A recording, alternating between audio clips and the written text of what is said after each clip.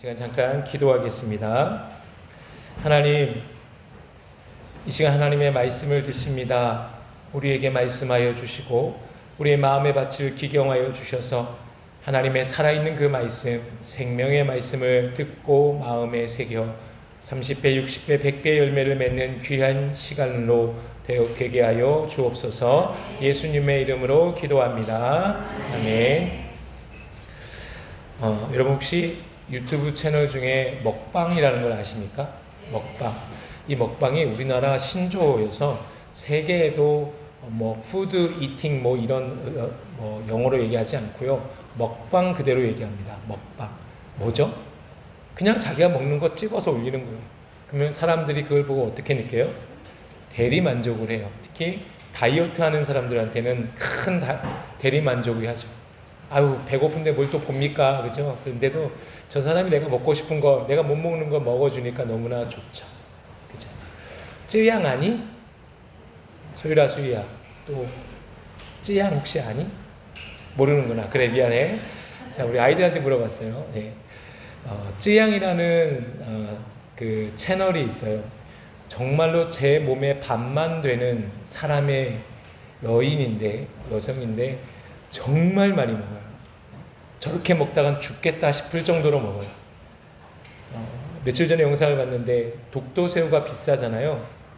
독도새우를 100마리를 먹는 영상을 찍더라고요. 다 먹어요. 다 먹고 거기에다가 독도새우 넣은 라면 한 그릇을 먹고요. 독도새우 넣은 회밥을 먹고요. 모기 메인이 음료수 3캔을 먹더라고요. 진짜 몸이 소미 선생님 정도의 외모예요. 그래서 정말로 대단한 사람이다. 그래서 진짜 오늘은 도대체 어디까지 먹나 싶어서 계속 보게 되더라고요. 근데 저는 요즘에 많이 이 사람이 뉴스에 나오고 있어요. 그 이유가 뭐냐면 전 남편과의 어떤 잘못된 일들이 드러나고 또 이를 내가 눈 감아주겠다라고 강요해서 협박해서 돈을 뜯어내고 있는 사람들이 드러나고 있어요. 근데 무엇이 진짜인지 전 잘 몰라요. 하지만 그 쯔양 씨가 받게 되는 스트레스가 얼마나 대단했는지 정말로 상상 이상이다라고 얘기를 하더라고요. 그래서인지 몰라도 쯔양을 옹호하는 팬들이 많이 생기게 되었습니다. 댓글도 그렇고요. 오히려 다른 유튜버가 이 쯔양을 공격하고 있는, 협박하고 있는 그 사람들을 들춰내서 이 사람들이 이렇게 살았다라고 하면서 더 나쁘게 계속해서 그 사람들을 공격하는 영상들이 드러나고 있습니다. 아무튼 진실은 저는 몰라요. 하지만 조속히 잘 해결되기를 원하는 마음뿐입니다. 그런데 이 쯔양 씨가 이들의 특별히 팬들의 위로, 격려에 얼마나 많은 힘이 되고 있을까라는 생각을 해보았어요. 다른 건 몰라도 나를 이해해주고 나의 아픔을 공감해주는 저들의 마음에 큰 위로가 되지 않았을까라는 생각을 해보았습니다. 나를 알아준다는 사람이 있다는 그 이유만으로 얼마나 큰 위로가 됩니까? 하물며 그 위로자가 하나님이시면 얼마나 괜찮은 삶이 될까요? 오늘부터 여러분 예레미야서를 통해 함께 은혜 나누기를 원합니다. 여러분 참 죄송하지만 제가 목소리 톤이 좀 낮아졌죠, 그렇죠? 예. 이 톤이 제 목을 보호하는 가장 좋은 방법인 것 같아서 지금 그렇게 하고 있습니다. 저 목사가 좀 이상한가? 왜 저러지? 왜 무게를 잡지? 아니에요. 목을 좀 보호하기 위해서 톤을 조금 낮췄습니다. 그러니까 듣기가 좀 거북하시더라도 잘 들어주시기 바랍니다. 예레미야서를 알기 위해서는 우리가 구약의 흐름을 좀 알아야 돼요. 새벽 예배 나오신 분들은 좀 아실 거예요. 구약에 10개의 시대가 있고 그 시대를 어느 정도 이해하면 예레미야서가 어느 위치에 있다라는 것을 알 수가 있습니다. 자, 자막을 한번 보세요. 잠깐 빨리 설명해 드리겠습니다. 총 10개의 시대로 나눌 수가 있습니다. 첫 번째 시대는 창조 시대죠. 여러분이 잘 알고 있는 에덴 동산, 타락, 홍수, 바벨탑의 내용이 있는 창조 시대예요. 그리고 아브라함과 이삭, 야곱으로 이어지는 족장 시대.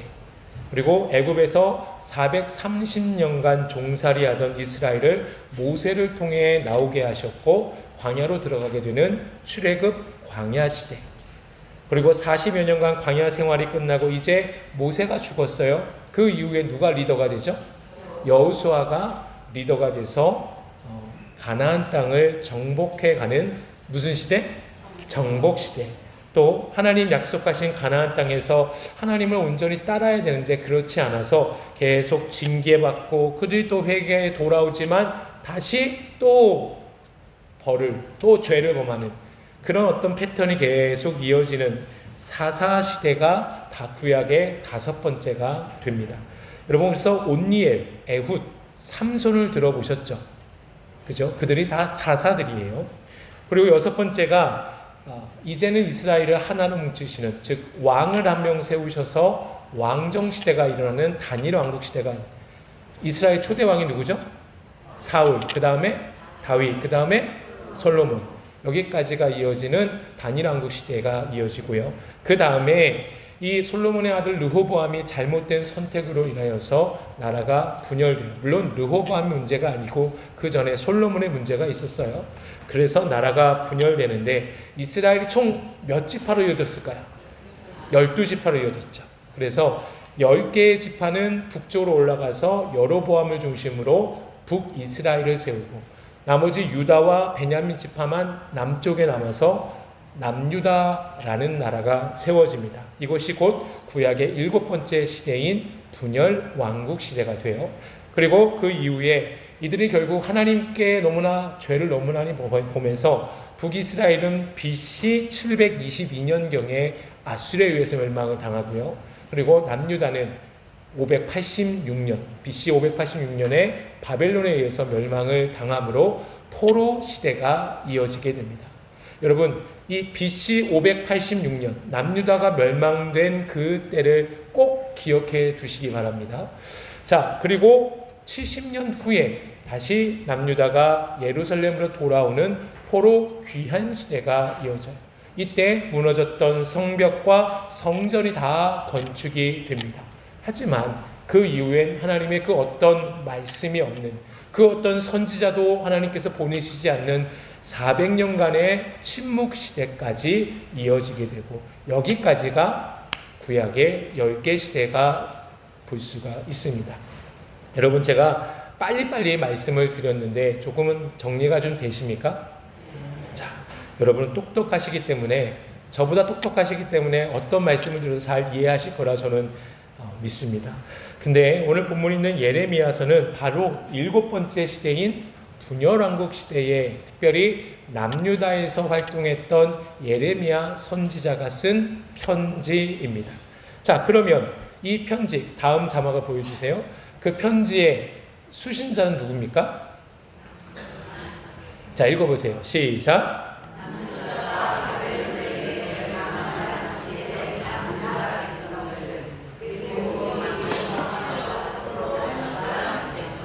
예, 예레미야는 남유다가 남유 때부터 그리고 남유다가 멸망한 이후 때까지 계속 활동했던 선지자예요. 그러니 남유다 그 멸망 당할 때쯤에 백성들 그리고 망한 후에 백성들에게 쓴 편지입니다. 그러면 그 내용은 무엇이었을까? 그 내용은 타락한 백성들, 너희들이 아무리 내가 선택한 백성이라 할지라도 너희가 내 말을 듣지 않으면 너희는 그 죄에 대한 대가를 치를 것이다. 그러나 너희가 회개하기만 한다면, 너희가 나에게 돌아오기만 한다면 나는 너희를 구원해 줄 것이고 은혜를 베풀어 주실 것이다 라는 그 위로와 희망의 말씀까지가 담겨 있는 것이 예레미야서입니다.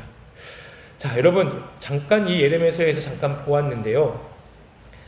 질문을 한번 다시 할까요? 앞에서 제가 꼭 이 숫자는 기억하라 했으면 좋겠다라고 말씀드렸는데 남유다가 멸망했을 때가 언제라고 했죠? BC? 네, 586년입니다. 586년. BC 586년이라는 것은 예수님이 이 땅에 오시기 전 586년 전에 있었던 일이다라는 뜻이죠. 그러니 이 586년에 분명히 남유다가 멸망을 했고 오늘 본문의 배경은 언제냐? 바로 그 전 1년 전인 BC 587년에 있었을 때의 배경으로 오늘 본문이 담겨 있습니다. 좀 더 구체적으로 보면은 이 이미도 남유다는 바벨론에 의해서 그러니까 포위를 당하고 있었어요. 그러니까 오늘날 같이 한 번에 미사를 던져서 한 번에 한 나라를 공격하는 게 아니라 그때 당시는 성을 포위를 했어요. 그래서 항복해라 계속 위협을 가해요. 여러분, 성을 포위하게 되면 우리가 본문 24절에 읽은 것처럼 이런 어려움이 생기는데 그것이 칼, 기근, 전염병의 문제가 생겨요. 칼이라는 것은 계속해서 바빌론의 그 무기로 위협하는 거예요. 빨리 항복해라. 사람을 죽이게 되죠. 또 기근이라는 건 뭘까요? 먹을 것이 없어요. 우리나라가 특별히 잘 보면 돼요. 우리나라는 우리 안에서 내수품으로 경제가 돌아가지 않아요. 그래서 어떡하죠? 우리나라는 수출 수입을 하잖아요. 특별히 수출 의존국인 우리나라죠. 수출이 막히면 우리나라는 망해요. 그죠? 그걸 생각하시면 돼요. 그때 당시는 먹을 것을 공수해 와야 되는데 포위가 되니까 못 나가니까 먹을 것이 없어요. 그리고 전염병, 오폐수가 계속해서 순환해야 되는데 막혀 있어요. 마실 물도 없어요. 얼마나 더럽겠습니까? 그러니까 포위를 당한다는 것은 빨리 항복해라라는 뜻인데 계속 버티고 있으면 그들의 삶이 완전히 다 무너지는 삶, 절망적인 삶, 그런 상황 가운데 지금 남유다가 있었습니다. 이때 예레미야 선지자가 오늘 본문은 사실은 16절부터 25절까지예요. 예레미야가 지금 하나님 앞에 기도하고 있는 거예요. 어떤 기도를 하고 있는 것일까? 우리가 본문만 보면은 그 기도가 어때요? 좀 하나님 앞에 원망 섞인 불만이 있는 기도처럼 느껴지지 않습니까? 그렇죠? 안 그렇습니까? 그런 통곡, 탄식의 기도, 그것이 바로 오늘 예레미야의 기도입니다. 자, 그런데요, 이 예레미야는 오늘 본문을 좀 보시면은 왜 이런 기도를 하게 되었냐? 먼저 앞달락의 내용을 우리가 좀 이해를 해야 돼요. 예레미야는 지금 왕에게 하지 말아야 할 말을 해서 지금 감옥에 갇힌 상태예요. 그런데 1절부터 쭉 보시면은 하나님께서 나타나서 너 땅을 사라 라는 명령을 내리세요. 여러분, 감옥에 갇혔는데 하나님이 땅 사라요. 어떻게 이해하시겠습니까? 이호상 교수님. 말도 안 되죠. 그죠? 근데 하나님은 땅 사래요. 진짜 그의 친척이 와서 너 내 땅 사라라고 얘기해요. 근데 예레미야가 진짜 그 땅을 삽니다. 왜 그 땅을 사냐? 희망의 메시지예요. 너희가 비록 포로로 잡혀가겠지만 다시 이 땅에 돌아올 것이다. 그래서 내가 너희에게 이렇게 보여준 것처럼 너희도 동일하게 그 땅들을 서로 사고 팔게 되는 늘 있었던 일이 이어지게 될 것이다. 즉 이게 뭐예요? 회복하게 될 것이다 라는 그 상징적인 것을 보여주고 있는 장면입니다. 자, 그런데 이렇게 희망의 메시지를 보여준 이후에 예레미야의 기도가 탄식의 기도가 나와요. 탄식의 기도. 자, 여러분 오늘 말씀에서 우리가 잘 보시면요, 본문 7절 말씀 한번 읽어볼까요? 본문이 아니죠. 32장 7절 말씀. 시작.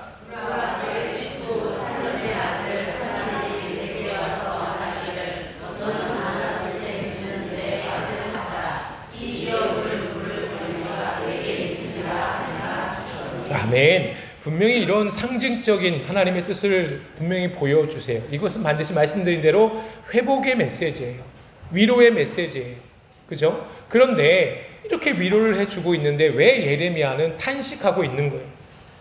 왜 탄식을 하고 있을까? 그것을 생각해 보면은 정말로 이 예레미야의 눈에 보이는 상황, 앞에서 말씀드린 칼, 기근, 전염병이라는 문제가 너무나 컸기에 비록 하나님이 나를 위로해 주시지만, 저들에게 위로를 해 주시지만 눈앞에 펼쳐진 끔찍한 모습들이 보이니 탄식이 나올 수밖에 없다라는 거예요. 지난주 금요일에 제가 아는 지인이 있어서 그 지인이 하나님의 부르심을 받아서 장례식을 다녀왔습니다. 너무나 안타까운 죽음이었습니다. 사망 원인이 심장마비였어요.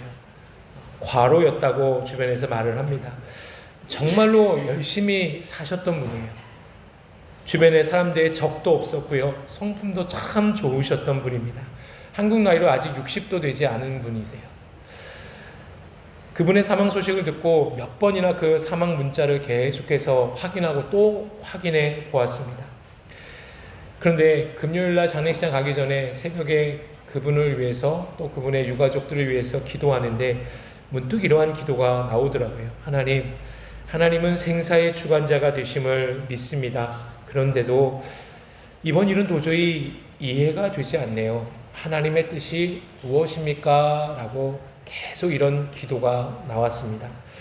그분은 예수님을 분명히 믿어서 분명히 지금은 천국에 계실 줄 믿습니다.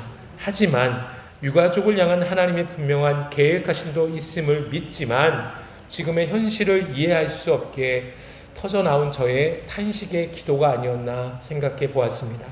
여러분, 오늘 본문에서 바로 이러한, 물론 비교할 수 없겠지만 이런 기도가 바로 예레미야의 기도가 아닐까요? 이러한 묵상을 이어가던 중 저는 예레미야의 기도를 통해서 놀라운 것을 깨닫게 되었는데요. 그가 하나님 왜 이런 일이 일어납니까? 라는 탄식의 기도가 나오지만 그보다 더 중요한 것이 있어요. 그는 비록 탄식하는 것처럼 보이지만 그의 안에는 절대로 변하지 않았던 것이 하나 있었어요. 그것은 뭐냐? 절대 믿음이에요. 누구를 향한 믿음일까요? 하나님을 향한 절대 믿음을 갖고 있는 사람이었습니다. 좀 더 구체 설명하면 비록 탄식의 기도이지만 그의 기도에는 절대로 변하지 않는 하나님을 향한 그 무엇이 곧 믿음이다라는 것입니다.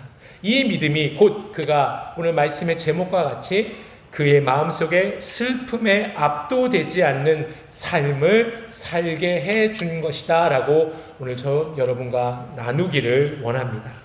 여러분, 이것을 어떻게 알 수가 있느냐? 17절에서 23절까지 보면 그가 이러한 탄식 기도하기 전에 먼저 그가 하나님께 어떻게 고백하고 있는지, 하나님을 향한 어떤 믿음의 고백이 있는지 살펴보면 아주 기가 막힙니다. 자, 자막을 보세요. 정리해서 설명해 드릴게요. 하나님의 성품. 좀 더 넘겨주세요. 하나님의 성품의 17절에서. 자, 보세요. 17절. 하나님을 창조주가 되시며 전능하신 하나님이다 라고 고백해요. 18절에 은혜를 베푸시는 분, 19절에 책략이 매우 크시고 인류의 모든 길을 주목하시고 그의 길과 그의 행위의 열매대로 보응하시는 분. 그 다음에 20절에서 23절까지 보시면 다음 페이지입니다. 애굽에서 이스라엘을 건지셨던 역사의 주관자 되시는 하나님. 하지만 범죄하면 그에 합당한 심판을 하시는 공의로운 하나님을 이 예레미야가 지금 고백하고 있는 것이에요. 이런 하나님을 예레미야가 믿음으로 고백하고 찬양하고 있는데 이 찬양, 고백의 내용을 하나하나 보면은 너무나 놀라운 믿음의 고백입니다. 여러분, 이 고백을 보며 어떠한 마음이 드십니까? 이런 하나님을 온전히 믿음으로 여러분, 우리는 고백하며 살고 있습니까? 믿고 있습니까? 오늘 저는 이러한 예레미야의 하나님에 대한 고백 중 제가 놀랍게 은혜받은 더 묵상하게 된 부분을 함께 나누기를 원하는데요. 가장 먼저 우리 17절 말씀을 한번 읽어볼까요? 17절 시작.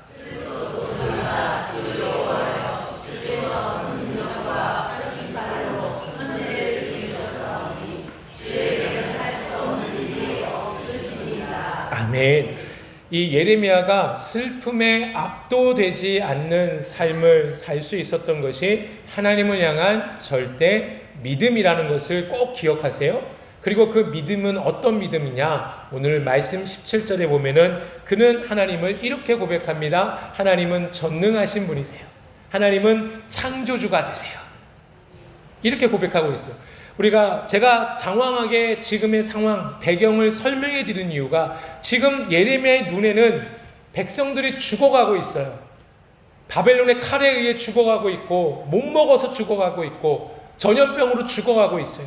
그 상황 속에서 지금 예레미야는 하나님이 전능하신 분이고 창조주가 되신다는 것을 고백하고 있는 거예요. 여러분, 전능하신 하나님, 비록 남유다가 바벨론의 멸망을 당한다 할지라도, 그래서 백성이 바벨론의 포로가 될지라도 그것은 하나님께서 절대로 무능해서가 아니라 또 당시 정설로 있는 나라와 나라와 전쟁은 신과 신과의 전쟁이에요. 그래서 전쟁에서 진 나라는 그들이 믿는 신이 승리한 나라의 신보다 약하다고 그들은 그때 당시 고대 근동의 문화였어요. 그러면 이스라엘이 졌다라는 것은 하나님이 무능하다, 하나님이 졌다라고 볼 수가 있죠. 근데 그것이 아니에요. 하나님은 전능하신 분이시기에 주권적으로 그 역사 속에 들어가서 그 역사의 모든 삶을 하나하나 하나님의 뜻대로 이끄시는 분임을 지금 예레미야는 죽어가는 백성들을 바라보며 고백하고 있는 거예요. 여러분은 그렇게 하실 수 있겠습니까? 여러분 주변에 펼쳐지는 많은 어려운 일들 가운데 내가 믿음으로 입술 나오는 것이 내 삶이 왜 이러냐? 내 삶이 왜 이거밖에 되지 않느냐? 불평이 쉽게 나옵니까? 우리 하나님은 전능하신 분이십니다 라고 믿음의 고백이 먼저 나오십니까? 대부분 전자 아닐까요? 저도 그래요. 저도 지금의 어려운 상황 가운데 만약에 닥친다면 말할 수 없고 이해할 수 없는 내 살아가는 가족이 죽어나가는데 어찌 거기서 우리 하나님 전능하신 분이십니다 이러고 있습니까? 하나님의 뜻이 무엇입니까? 이런 기도가 나오지 않을까요? 근데 예레미야는 이렇게 믿음으로 고백하고 있는 거죠. 그래서 17절 후반부에 이렇게 얘기하죠. 그는 따라해보세요. 하나님의 전능하심을 이렇게 고백합니다. 따라해보세요. 주에게는 할 수 없는 일이 없습니다. 아멘이십니까? 무슨 말이에요? 부정과 부정이 섞인 뭐죠? 긍정. 절대 긍정이에요. 하나님은 다 하실 수 있는 그의 믿음의 고백이라는 것입니다. 또 한 가지 너무나 그의 믿음의 고백이 대단한 것은 하나님은 창조주가 되세요. 아니 내 눈에 보기엔 정말로 다 절망 가운데 있는데 어찌 여기서 창조주 하나님을 고백할 수 있을까요? 무슨 말일까요? 그는 이런 믿음으로 하나님을 고백합니다. 지금의 이스라엘 백성들이 절망 가운데 있지만 포로로 잡혀가 그들의 죄악으로 인하여서 포로로 잡혀가게 되지만 하나님은 다시 새롭게 이들을 새롭게 하실 것이다, 새롭게 만드실 것이다. 그런 분이 바로 하나님이시고 창조주가 되신다. 할렐루야. 여러분 우리의 삶을 송두리째 바꾸실 수 있는 분이 누구십니까? 하나님이세요. 그 하나님이 창조주가 되세요. 우리가 이 하나님을 믿고 살아간다면 지금의 내 어려운 형편과 사정이 어떻게 믿음의 눈으로 볼 수가 있을까요? 문제를 보는 게 아니라 창조주 하나님, 눈을 들어 창조주 하나님만을 바라볼 수 있게 되지 않을까요? 우리 하나님은 전능하신 분이십니다. 믿으십니까? 우리 하나님은 창조주가 되세요. 그래서 우리가 이것을 믿음으로 살아간다면 슬픔에 압도되어서 절망 가운데 있는 게 아니라 불만이 나오는 게 아니라 하나님을 향한 믿음의 고백으로 계속 나아갈 수 있게 되는 거예요. 여러분 슬픔에 압도되지 않는 삶을 살기를 원하십니까? 아멘. 그러면 이러한 믿음으로 우리가 살아가길 원합니다. 시편 18편 2절 말씀 같이 함께 읽겠습니다. 시작. 여호와는 나의 반석이시오 나의 요새시오 나를 건지시는 이시오 나의 하나님이시오 내가 그 안에 피할 나의 말이시오 나의 광대시오 나의 구원의 뿌리시오 나의 산성이시로다. 아멘. 여러분 저는 이렇게 말씀을 준비하면서 우리 성도들이 살아가면서 문제와 절망과 어려움 가운데에 이 믿음의 고백이 나오기를 원해요. 내가 비록 힘들고 어렵지만 하나님은 나의 반석, 요새, 나를 건지시는 분, 큰 바위가 되시고 구원의 풀이 되십니다 라고 먼저 고백할 수 있는 믿음의 성도들이 되시길 주님의 이름으로 축복합니다. 그래야 우리의 슬픔에 압도되지 않는 삶을 살 수가 있을 줄 믿으시기를 바랍니다. 한 가지만 더 보면요, 19절 말씀입니다. 본문 19절 시작. 주는 생명에 주시며 하시는 일에 능하시며 인류의 모든 일을 주목하시며 그의 길과 그의 행위의 열매대로 보호하시나이다. 아멘. 여기서 이 예레미야는 하나님을 이렇게 고백해요.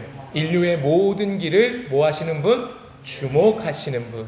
주목하신다.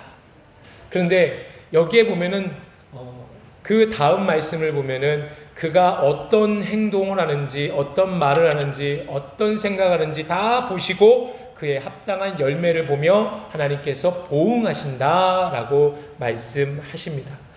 인간은 유한한 생명이에요. 그래서 인류라는 단어를 쓰고 있는데 인류에는 인간의 죄의 본성과 관련된, 그래서 인간은 유한한 존재임을, 연약한 존재임을, 끝이 있는 존재임을 얘기를 해요. 그러니까 인간의 죄와 연결시켜서 결국 그의 모든 삶을 지켜보고 행한 대로 하나님이 보응하시는 분이다라는 그의 믿음의 고백인데, 여러분 이 고백을 보면은 우리는 어떻게 살아야 되는지 알 수가 있어요. 그것은 곧 하나님 보시기에 당연히 죄짓지 않는 하나님 뜻대로 살아가는 삶을 살아야 된다라고 우리가 적용할 수가 있습니다. 그런데요, 저는 이것보다 좀 더 긍정적으로 이 말씀을 보기를 원합니다. 무엇일까요? 여러분, 인류의 모든 길을 주목하시는 분이 누구시라고요? 하나님이세요. 그러면 하나님이 내 모든 걸 보고 계세요. 여러분, 우리나라가 외국 사람들한테 정말로 좋은 나라라고 불려지는 이유 중에 하나면 안전한 나라라고 불려져요. 카페에 가도 어디 잠시 자리를 비워도 카페 테이블 위에 핸드폰을 놓고, 어제 우리 서울랜드 갔는데 카페에 가서 저도 막 핸드폰 놓고 왔다 갔다 하면서 정말 사람들이 많았는데 그중에 외국인도 많고 그냥 놓고 그냥 가서 커피 받아오고 막 왔다 갔다 했어요. 그런데도 핸드폰은 그 자리 그대로 있었습니다. 놀라운 역사 아닙니까? 우리나라가 그렇게 안전한 나라라는 거예요. 또 한 가지는 밤에 새벽에 나갈 수 있는 나라가 우리나라예요. 안전해서. 이거는 이유가 뭐냐? 첫 번째로는 우리나라가 그만큼 시민의식이 높아졌다는 거예요. 두 번째는 뭐냐? 우리나라의 CCTV 블랙박스 얼마나 많습니까? 근데 어차피 해봤자 잡히게 돼 있다는 거죠. 그러니까 두려워서 못하는 거죠. 자, 그런데 CCTV와 블랙박스가 다 지켜보고 있어요. 참 두려워요. 근데 긍정적으로 생각해 보자고요. 내가 억울한 일을 당했을 때 CCTV를 보면은 다 밝혀지잖아요. 그죠? CCTV가 최고의 증거 자료가 되는 거예요. 근데 하나님이 우리의 삶을 다 보고 계세요. CCTV가 다 담지 못하는, 그죠? 그 다른 지역도 있어요. 근데 만약에 범죄가 그 지역에서 범했다면 큰일 나죠. 증거를 찾을 수 없기 때문에. 근데 하나님은 다 보고 계세요. 우리 머리끝에서 발끝까지 뭐 하고 있는지, 무슨 생각을 하고 있는지, 어떤 행동을 하고 있는지, 어떤 일을 당하고 있는지 다 보고 계시는 분이 누구라고요? 하나님이세요. 그러니 그 하나님은 누구를 아세요? 나를 제일 잘 아시는 거예요. 우리가 아까 불렀잖아요. 찬양, 아바 아버지. 나를 아시고 나를 이해하시는 분. 여러분, 그 하나님이 나의 아버지가 되시는데 어찌 내가 억울하다고 불만 갖고 슬픔 가운데, 슬픔에 압도되어 있는 삶을 살 수 있습니까? 하나님께서 다 아시는 분이세요. 보고 계세요.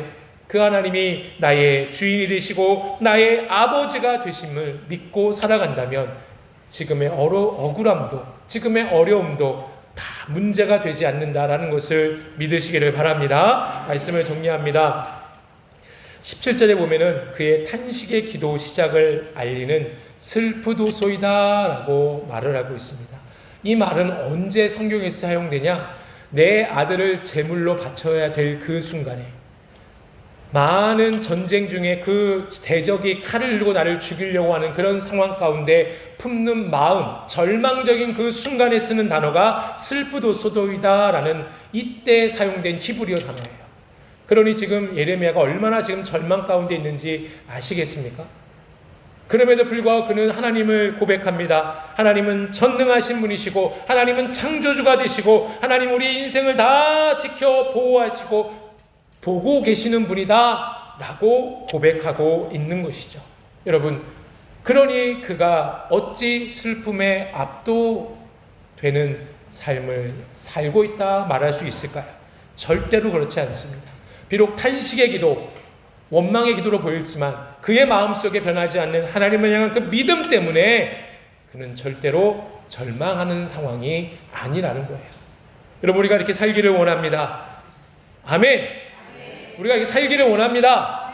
언제까지 슬픔에 압도되어서 슬픔 때문에, 지금에 있는 나의 문제 때문에, 어려움 때문에, 힘든 것 때문에 쓰러져 있냐는 거예요. 믿음으로 나아가길 원합니다. 따라해 보세요. 우리 하나님은 전능하신 분이십니다. 창조주가 되십니다. 모든 걸 주목하고 계시는 분이십니다. 아멘. 제가 목이 아픈데 이렇게까지 외치는 이유가 무엇일까요? 너무나 중요하기 때문이죠. 아멘. 그래서 우리가 그렇게 늘 절망 가운데 있는 게 아니라 기쁨으로, 감사함으로 하나님 앞에 서 있는 믿음의 성도들 되시길 주님의 이름으로 축복합니다. 우리가 함께 말씀을 기억하며 찬양하길 원합니다. 하나님은 나의 힘이 되십니다. 내가 어려울 때, 힘들 때 나의 반석이 되시고 나의 피할 바위시고 나의 방패가 되신다라는 것을 우리가 이 시간에 믿음으로 고백하길 원합니다.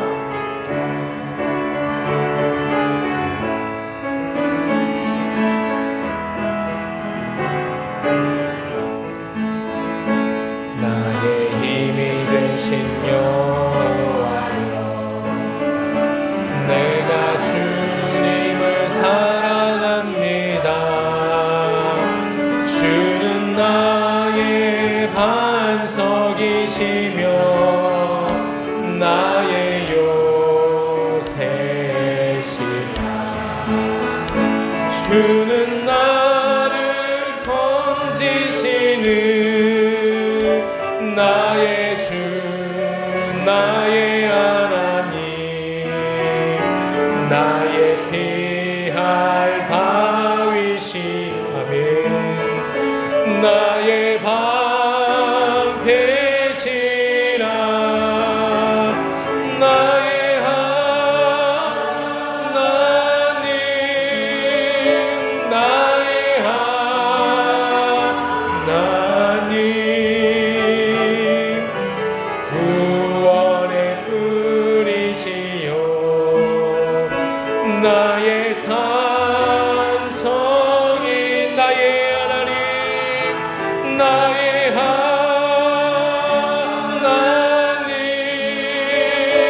나의 하나님,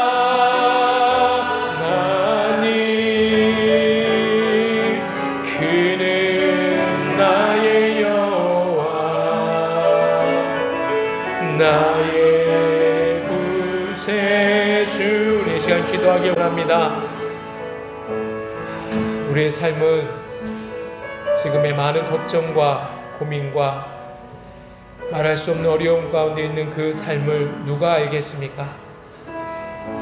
오직 하나님만이 아십니다. 그 하나님은 전능하신 분이세요.